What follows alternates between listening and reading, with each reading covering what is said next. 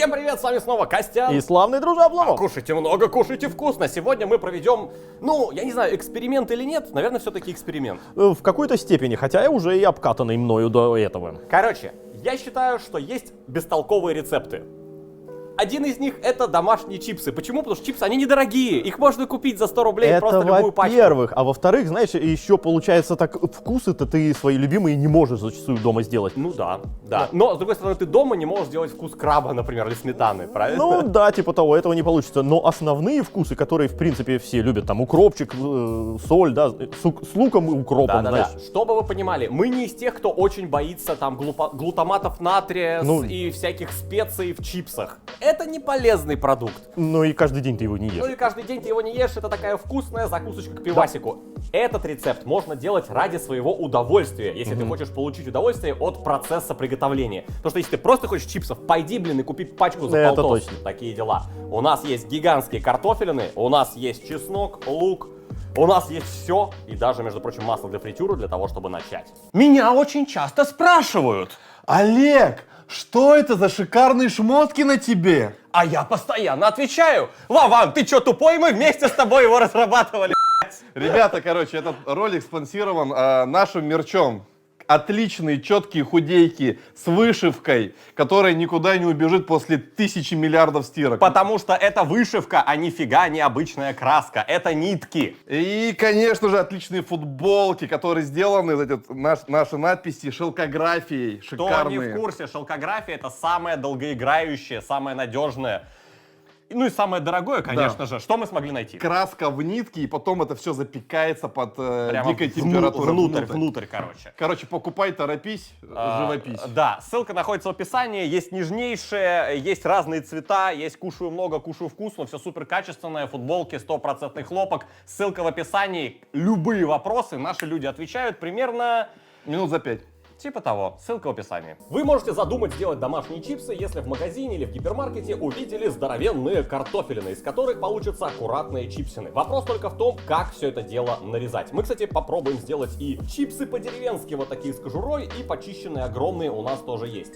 Короче, как же все это дело нарезать? Это ключевой момент. Само собой, можно нарезать это все дело ножом, но, знаете, во-первых, нужно быть суперпрофессионалом для того, чтобы получились одинакового диаметра, размерчика и толщины ваши чипсины. Поэтому ножом, не всегда это получится. Ну вот, например, я вроде не супер кривозадый чел, но, тем не менее, идеально ровными они не получаются. А так как жарятся они очень быстро, соскочило, то, собственно, 10 секунд прожарки или полмиллиметра повлияют очень сильно. Они должны быть все однородные. А у меня, я вроде старался однородно, но тем не менее, посмотрите.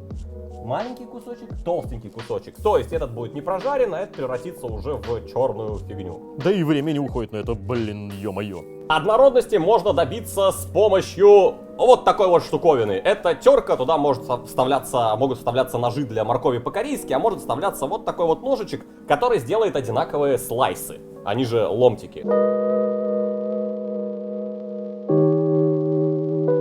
Главное, берегите свои пальцы. И если вы хотите супер длинные чипсы, то вот так вот режьте картошку вдоль. Но учитывайте, что одно движение, и вы останетесь без подушечек пальцев. Поэтому какое-то количество картошки придется все-таки оставить, чтобы подушечки пальцев или ваша ладонь остались целиковыми. Если же вам удалось достать вот такую гигантскую картошку, которая шире вашей мандолины, или как это называется, то она перестает туда пролезать. И вы можете взять самую понтовую штуку вообще во вселенной для нарезания подряд всего. Это практически профессиональное оборудование. Даже не практически, это профессиональное оборудование. Давай повыпендриваемся. Здесь вообще штука отличная. Можно настроить толщину слайсов чипсов, которую хотите. От 4, 5, 6 миллиметров до 1. Вот мы, наверное, на одном и остановимся. Завели диск и поехали.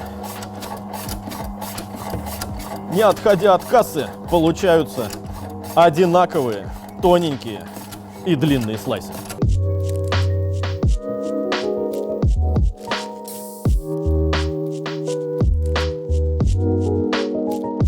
Идеальные слайсы, миллиметровые, абсолютно одинакового размера. Да, о чем говорить? Профи-оборудование? Да.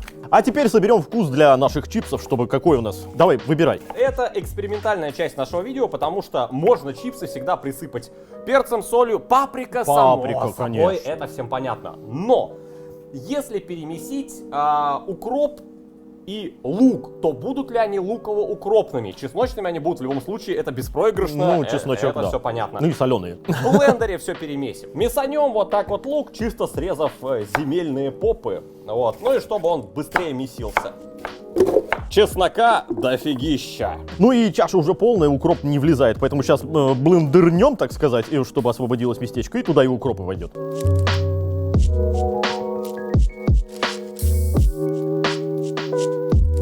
И укроп прямо с палками. И я думаю, посолим хорошенечко. Ну, само собой. Вот так. Вот так.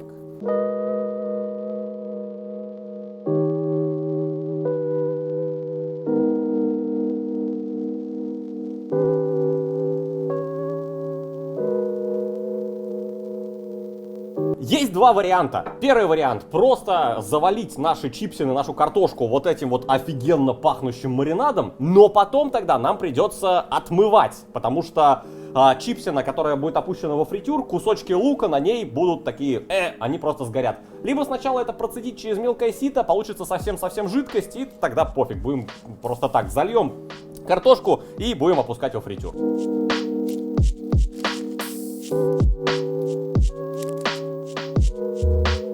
Берем какой-нибудь противень или из фольги пытаемся сделать противень и вываливаем плоско наши чипсы, стараясь их не совсем поломать. И заливаем нашей чудо-жижей.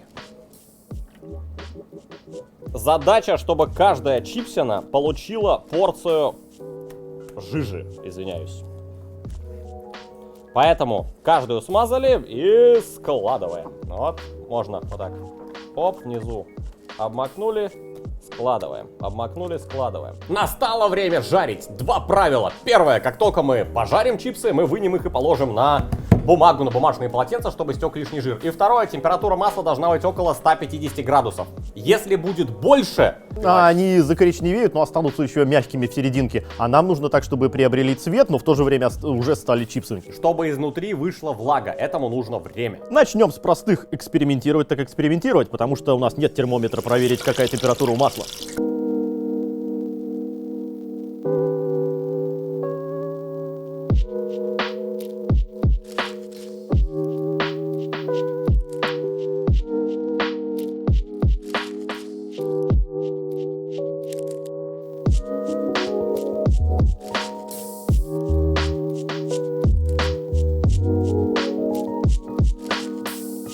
Так как чипсов у нас очень много, то мы добавили еще один вкус, а соответственно вот паприка у нас копченая.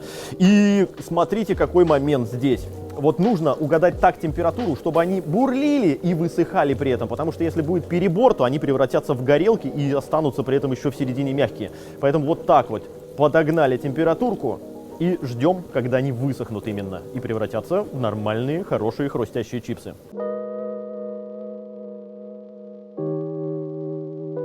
Вот тут можно видеть как раз, что эта температура слишком высокая, они остались мягкие, а уже здесь погорели. И дальше процесс с угадыванием температуры пошел на поправку. Соответственно, вот это уже хрустяшки, и это закинуто много, следовательно, они такие не очень красивые. А вот если немножко кидать и при правильной температуре, то они полностью уже хрустяшки и отличные красивые получаются.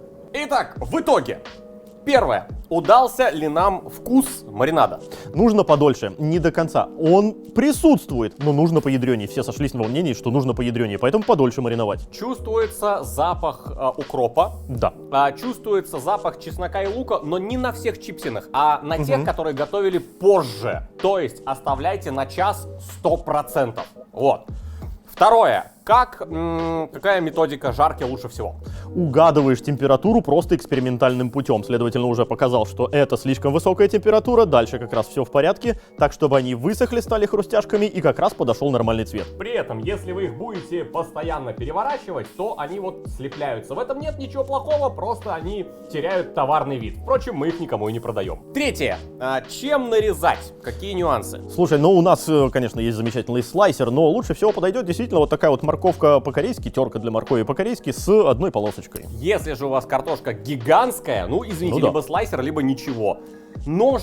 Мы обожаем нашего спонсора Самуру, но идеально нарезать может, наверное, разве что какой-нибудь супергений. Ну, типа того. Либо как-то нож на что-то крепить, наверное, я фиг знает. То есть нужно, чтобы все куски были абсолютно одинаковые. Четвертое. Стоит ли добавлять паприку? Стоит. Она делает чипсы более темными, прикольными и кажется, что более хрустящими. Хотя не могу сказать, что супер сильно влияет на вкус. Вообще, в принципе, если вы хотите, чтобы что-то супер сильно повлияло на вкус, я бы, знаешь, что сделал? Я даю вам такой совет. Жарьте просто картошку. Потом солите, перчите и делайте чесночный соус, сырный соус. Да. То есть, в принципе, если бы мы делали это еще раз, я бы вот с этим маринадом особо не запаривался. Я бы сделал, знаешь, сметанно-петрушечно-чесночный соус. Ну, типа того, да. окунал бы и ел. Особо сильные вкусы, которые бы, знаешь, побыстрее промариновали. Ну и по времени, какое у нас, 4-е, 5-е это получается?